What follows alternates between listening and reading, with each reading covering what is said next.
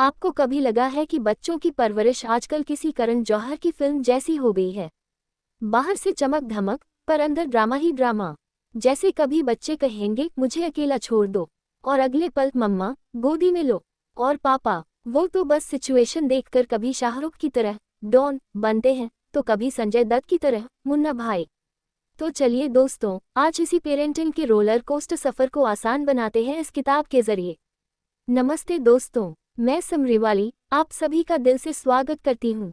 आज हम सीखेंगे लेखिका मीनल पंड्या की किताब द इंडियन पेरेंटिंग से, जिसमें उन्होंने बताया है कि हमारे देसी घरों में बच्चों की परवरिश को कैसे बैलेंस करें, प्यार भी, डिसिप्लिन भी, और आज के मॉडर्न दौर के हिसाब से अपग्रेड भी। मैं चाहती हूँ कि आप इस समरी को आखिर तक सुनें, क्योंकि यहाँ मिलेंगे आपको देसी पेरेंटिंग के वो टिप्स जो बच्चों को बनाएंगे खुश और मम्मी पापा को बनाएंगे हीरो। हीरो हेरोइन ओके बाबा। तो आगे बढ़ते हैं। लेखिका की पहली सोच, पेरेंटिंग में पॉजिटिविटी का पावर। मीनल जी कहती हैं कि बच्चे वही बनते हैं जो वो रोज अपने मम्मी पापा में देखते हैं। जैसे फिल्मों में जब बच्चन साहब कहते थे मैं आज भी फेंके हुए पैसे नहीं उठाता, वैसा ही असर पड़ता है बच्चों पर भी। मतलब अगर हम रोज बच्चों को डांटते रहेंगे तो वो भी या तो रिबेल बनेंगे या डरे सहमे। तो लेखिका सिखाती है कि बच्चों में आत्मविश्वास भरिए, पॉजिटिव बात करिए। आप हमेशा बच्चों से बोलो बाबू मोशाय, जिंदगी बड़ी होनी चाहिए, लंबी नहीं। ऐसा ही मोटिवेशन दीजिए बच्चों को। लेखिका की दूसरी सोच, डिसिप्लिन और प्यार का बैलेंस। यह लेखिका कहती है कि बहुत ज्यादा छूट देना भी नुकसानदायक है और ज्यादा सख्ती भी। सोचिए, जैसे अंदाज अपना अपना में आमिर और सलमान ने प्लान बनाया था पर दोनों उल्टा कर बैठे। तो पेरेंटिंग में भी अगर हम सिर्फ हाँ में हाँ मिलाएंगे तो बच्चे कंफ्यूज हो जाएंगे। सही टाइम पर डिसिप्लिन और सही टाइम पर प्यार, यही फॉर्मूला है। जैसे संजय दत्त कभी मुन्ना बनके जादू की झप्पी देता है और कभी रघु बनके वास्तव दिखता है। लेखिका की तीसरी सोच, इंडियन वैल्यूज और मॉडर्न सोच का मिक्स। अब यहाँ असली मजा है दोस्तों। मीनल जी कहती हैं कि अपने बच्चों को अपने कल्चर से जोड़िए, लेकिन आज के ज़माने की समझ भी दीजिए। मतलब गोलगप्पे भी खिलाए और ऑर्गेनिक जूस भी दीजिए।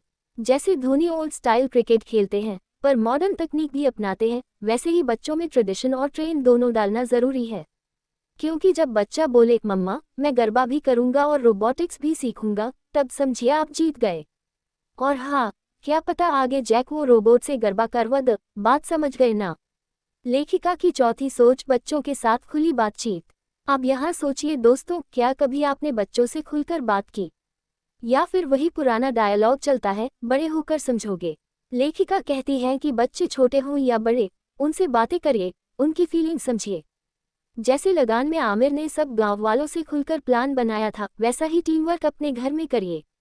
बच्चे जब खुलेंगे तभी तो वो आपके दोस्त बनेंगे, वरना तो फिर वही होगा बच्चे मोबाइल में और मम्मी पापा व्हाट्सएप यूनिवर्स में। यदि आपको ये समरी अच्छी लग रही है तो प्लीज़ लाइक और सब्सक्राइब कर देना। अब सोचिए, क्या आपने भी कभी ऐसा महसूस किया है कि बच्चों से बात करने में मुश्किल होती है? जवाब दीजिए कमेंट बॉक्स में। चलिए बढ़ते हैं आगे। लेखिका की पांचवी सोच, बच्चों को फेल होने दीजिए। रुको जरा, सब्र करो, पहले बात को समझो। जी हाँ दोस्तों, ये बात थोड़ी कड़वी लगेगी पर सच है। जैसे राहुल द्रविड़ जब क्रीज पर अड़ते थे तो हर बॉल को खेलते थे पर कभी कभी आउट भी होते थे। वैसे ही बच्चों को भी छोटी मोटी हार का सामना करने दीजिए, क्योंकि यही हार उन्हें सिखाएगी कि कैसे जीतना है।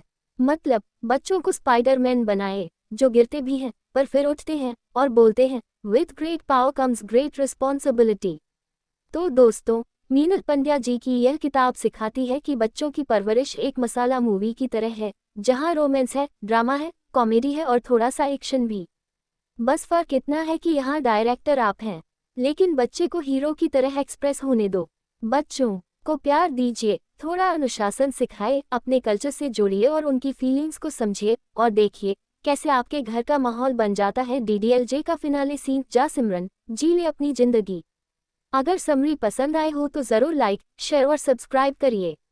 और हाँ, ये तो बस एक झलक थी, पूरी किताब ज़रूर पढ़िए, लिंक समरी में ही दिया गया है। वहाँ आपको और भी गहराई, एक्शन प्लान और दिल को छू जाने वाली बातें मिलेंगी। अगली किताब तक जुड़े रहिए और बोलिए दिल से, पढ़िए दिमाग से।